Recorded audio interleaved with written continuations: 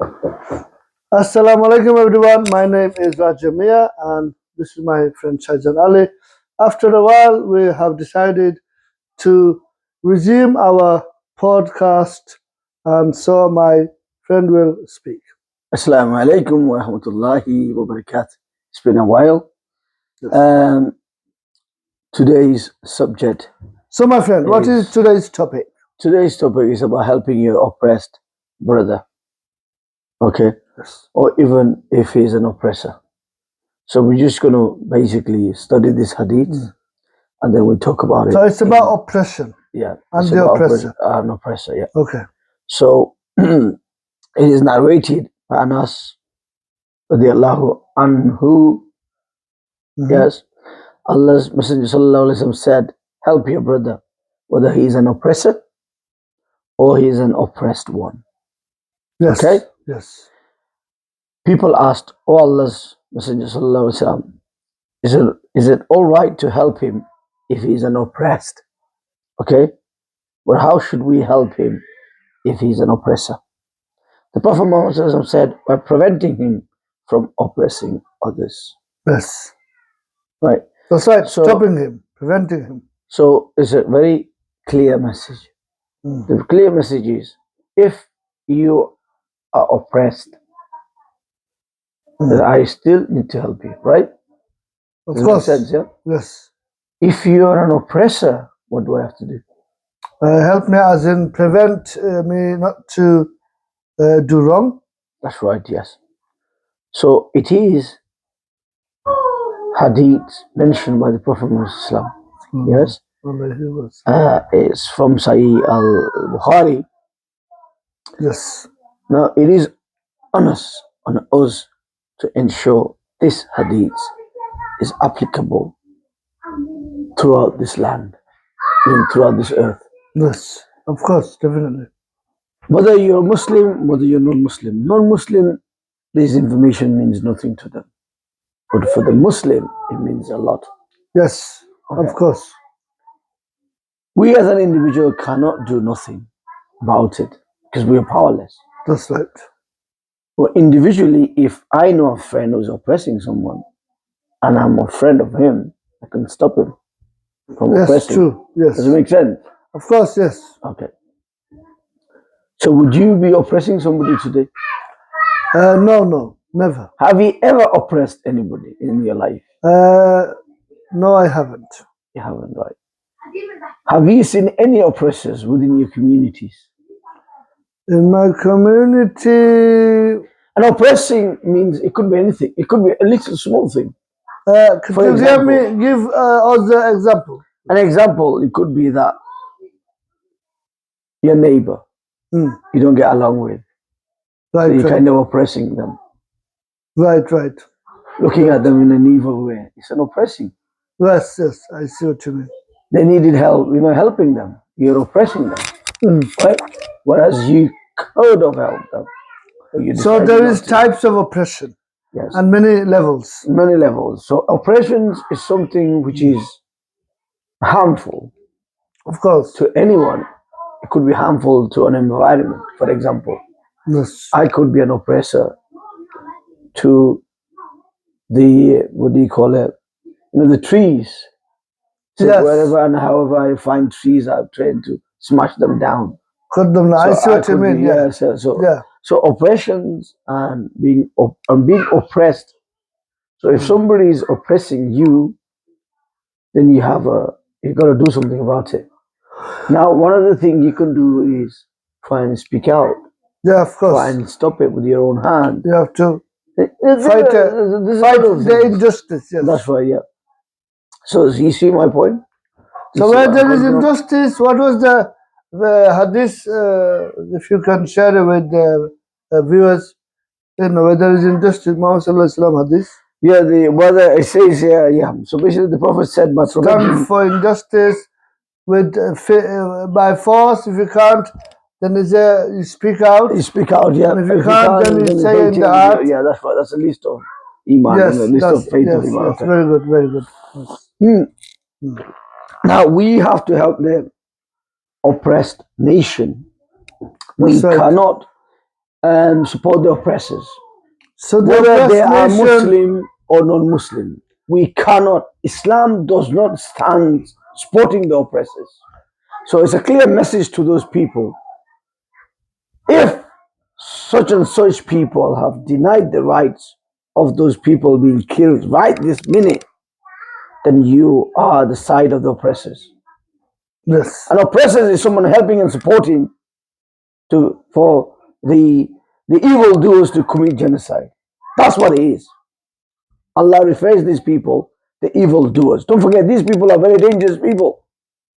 yes, They are the worst of worst creatures of Allah subhanahu wa ta'ala. yes, And these people have a criminal history with Allah subhanahu wa ta'ala. Not just Allah subhanahu wa ta'ala, they have murdered number of prophets in the past. So the whole world will not able to understand these people. They might think, this is something they're doing new. No, they've been doing these things for many, many years. yes. And I'm sure whom I'm referring to. Does it make sense? Let's talk about a little bit about Palestine. Yeah. So basically, what we're going to talk about is Palestinian situations, right? Yeah. Today, the Palestinians been oppressed by the oppressors. And let's identify some facts. So let's identify. So who are the oppressors and who is the oppressed in the Palestine area? The oppressors are the Israelites. They call themselves Jews, but no, don't forget, the Jews lived side by side with the Muslims many centuries ago. That's right. Okay? Islam will never allow anyone to be an oppressor. Am I right? Correct. No. Islam stands for just cause. That's right. It's for justice. For all humanity. Yeah. A Muslim cannot instruct, aid the oppressor under no circumstances. If he does, then he goes against the Quran and the Sunnah.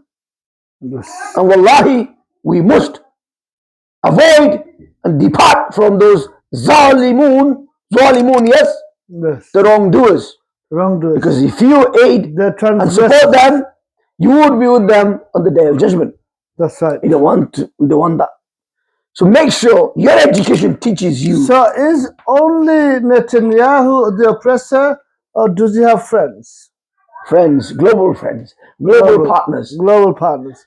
So one thing I need to understand is President Biden, would he be an oppressor or oppressed? No, I don't consider President Biden and other president to be a human. Yeah. Do they fall to the oppressor or the oppression? They're the worse than a Pharaoh. Pharaoh. Yes, Pharaoh. They're worse than the Pharaoh. Now these people, although they are people, but they're deaf, dumb, and blind. Yes. They don't understand. For them, awaits. What does await? Hellfire. Punishment. Yeah. Hellfire. Whether in this dunya or definitely in the akhirah. And then that time you will see Mr. Ali laughing at them. That is a promise. And this is not a lie. I'm making a statement here. This is not a lie. Today they're enjoying the genocide. There will be a day we will be enjoying their genocide. That's how it works. What do you mean, their genocide? I mean, when the earth is going to be burned in hellfire. That's what I mean. Okay. Genocide. So, yes. So they will be punished in hellfire. Okay. Yes. Do you know why? Of course. Why are they going to be punished? Because they are the oppressors. Not because of the oppressors. Because of only one thing. Because of only one thing.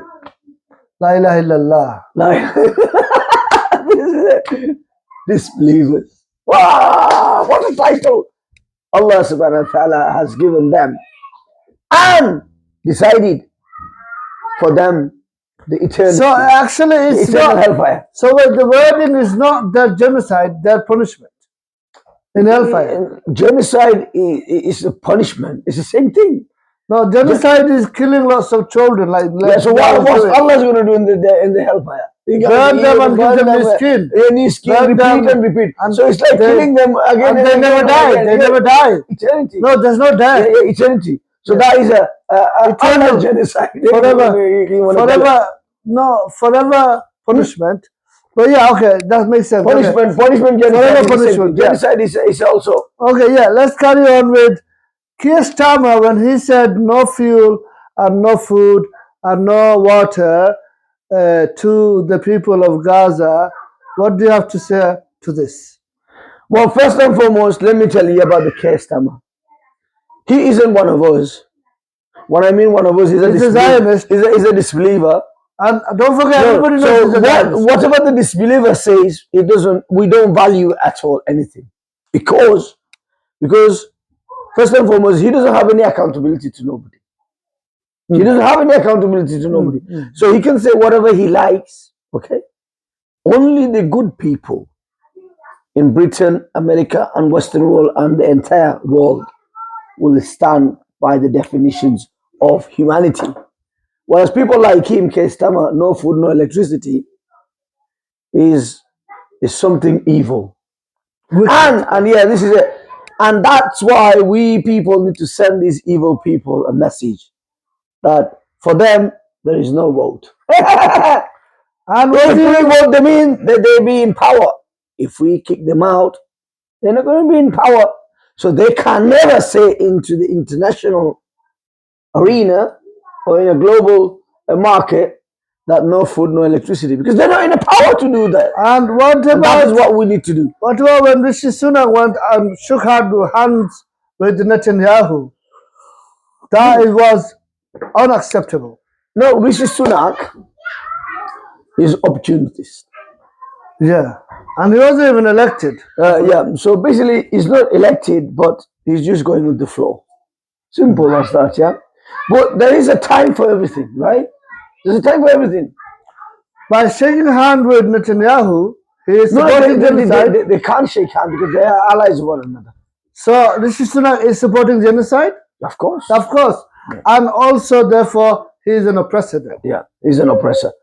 So therefore, the definitions of oppressor is someone who supports the criminal activities. That's right, genocide. Okay? Injustice, in other words. Injustice, okay. Yes. Now, the Western world, the Western media considers the Muslims and the Islam to be full of injustice. But today,